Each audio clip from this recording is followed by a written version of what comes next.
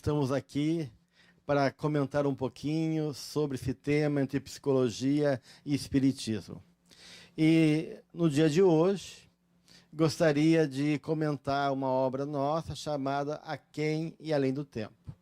É uma obra que é fruto de um esforço de estabelecer uma relação entre a psicologia e o espiritismo através da análise das etapas da vida. Nesse livro, nós procuramos compreender não só a dimensão psicológica que começa na gestação, no vir a ser de uma nova personalidade, mas sim acompanhar esse processo, passando pela adultez, antes da adolescência, até o envelhecimento, buscando fazer uma relação entre as etapas da vida e uma compreensão espiritual dessa realidade. Nesse livro, procuramos, então, estabelecer essa dinâmica, que, na verdade, é uma dinâmica cosmológica, ou seja, ela não compreende apenas uma realidade psicológica, mas sim ela reflete também uma lei universal, uma lei espiritual, que envolve o movimento do planeta, dos átomos, da vida biológica. E essa dinâmica compreende, de um lado, o movimento da matéria, que vai desse aglutinar de átomos, que começa nas nebulosas, no sistema planetário que está se criando a partir de novas estrelas. Esses processos vão formando a matéria, que envolve uma individuação da matéria. Essa matéria vai se concentrando cada vez mais energia, até que o momento, uma estrela chega no seu apogeu e depois ela explode, fazendo um ciclo evolutivo. E assim também a matéria, como esse lugar abençoado da morada do espírito, ela passa por várias etapas. Começamos nessa força energética no nascimento, onde um óvulo recebe o espermatozoide, e aí uma força dinâmica de energia vai sendo mobilizada para gerar um novo ser. Esse novo ser vai se constituindo na medida que esse corpo vai se organizando, e nesse processo onde a matéria também vai individuando, a personalidade vai se constituindo, trazendo uma nova realidade psicológica, um novo arranjo para esse espírito que está reencarnado.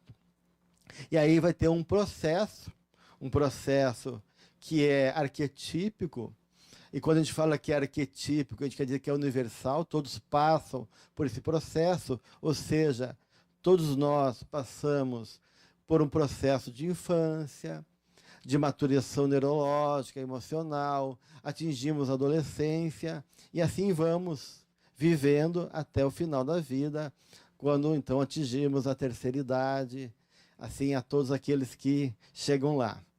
Porque, como diz Emmanuel, algumas flores não chegam a gerar frutos, né? Mas o fato é que, nesse processo, então, que vai envolvendo essa dinâmica orgânica psicológica, na medida que o corpo começa a expandir em potência, ele chega num apogeu e depois começa um declínio natural da vida. Depois dos 42 anos de idade, crise da meia-idade, começa um declínio natural, aonde diz o Jung que esse movimento é que nem o Sol, que nasce, chega no seu estágio de maior luminosidade e força, que é o meio-dia, e depois ele começa a declinação, para depois também se recolher durante a noite. E assim também a vida humana, ela chega em um apogeu, numa força de vitalidade extrema para cada um de nós, mas depois começa essa vitalidade declinar. E ele diz, o Jung, que esse momento que esse sol começa a se recolher, é o momento, então, que essa energia que se expandiu para conquistar a vida, para o homem conquistar seu lugar no mundo, reconhecer o seu valor, a sua vocação e assumir, de uma maneira, o seu mito pessoal, ou seja, o seu projeto reencarnatório, começa um movimento, então, dele poder se iluminar para dentro.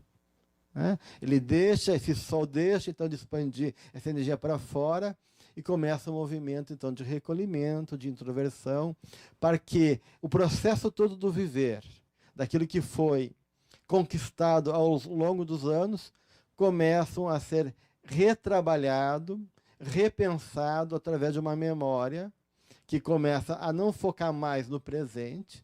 Tanto é que no envelhecimento a memória recente vai perdendo a sua força, a sua capacidade, e a gente começa a ter memórias mais vívidas do passado. É uma forma do espírito já começar a refletir essa trajetória que ele realizou, repensar o que ele conquistou, as questões que ficaram para trás, seus conflitos, e poder, antes do desencarne, se reconciliar consigo mesmo e aproveitar esses momentos finais da vida para poder, de igual maneira, tomar consciência e desencarnar de maneira mais plena, mais lúcido e de melhor proveito para si. Então, dentro desse processo, entre o nascer e o desencarne, então tem vários momentos, e essas etapas da vida, elas são coroadas por desafios, por temáticas que nos envolvem enquanto condições psicológicas e de maturidade que envolvem não só esse aspecto biológico, mas também psicológico, né? Então a gente vai ver, por exemplo, no mito do herói, que é na adolescência, onde a glândula pineal ela é ativada. A gente sabe que André Luiz fala que na adolescência essa glândula é ativada, liberando os ecos do passado. Então a gente tem toda a infância, onde o espírito está mais passivo, mais receptivo para receber as informações e a educação que ele pode ter do ambiente onde ele se encontra. Na adolescência, ele vai reviver, de alguma maneira, esses processos todos que ele foi assimilando, em confronto com o passado dele, porque nesse momento a glândula pineal é ativado, e esse eco do passado, seus impulsos, suas tendências, ressurgem para fazer uma síntese e na vida adulta ele assumir, então, a sua personalidade, com as suas características, com as suas questões a serem resolvidas e trabalhadas, assim também como as conquistas e potenciais que ele traz na sua trajetória reencarnatória.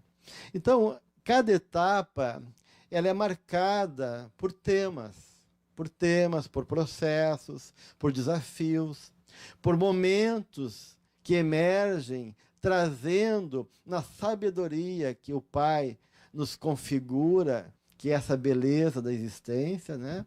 Processos necessários para o nosso engrandecimento.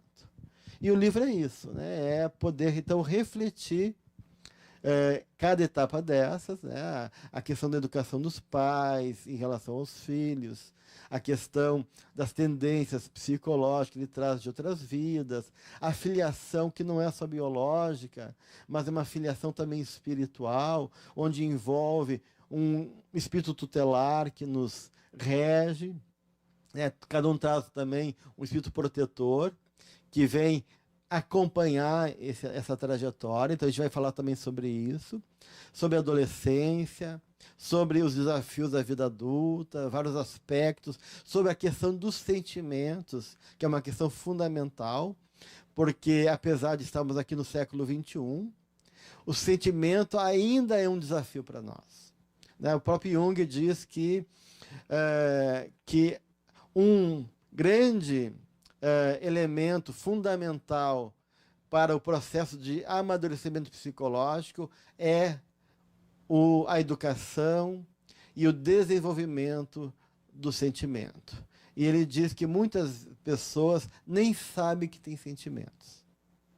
Então a gente tem aí uma questão fundamental, e então a gente vai falar sobre isso, sobre sentimentos, sobre relacionamento, sobre casamento, né?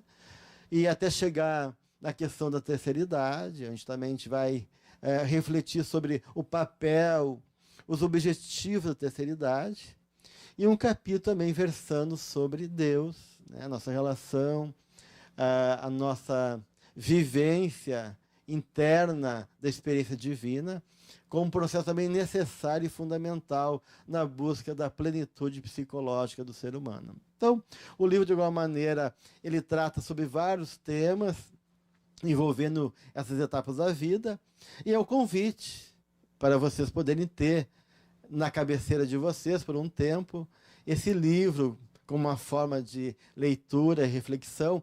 Livro este lançado pela editora da Férgues, e é um livro que a gente já está há anos com ele, e sempre ele é um livro novo, né? Ele nunca sai de moda, porque são assuntos muito atuais, fundamentais para todos nós. Então eu faço esse convite para conhecerem esse livro, Aquém e Além do Tempo, da editora da Férgues, como uma forma de colaborar para esse diálogo entre o Espiritismo e a psicologia. Fica o nosso convite para todos. Um grande abraço aos nossos companheiros, amigos, colegas que nos acompanham na TV Amergues, e que possamos estar juntos aí nos demais temas que iremos debater. Um abraço a todos.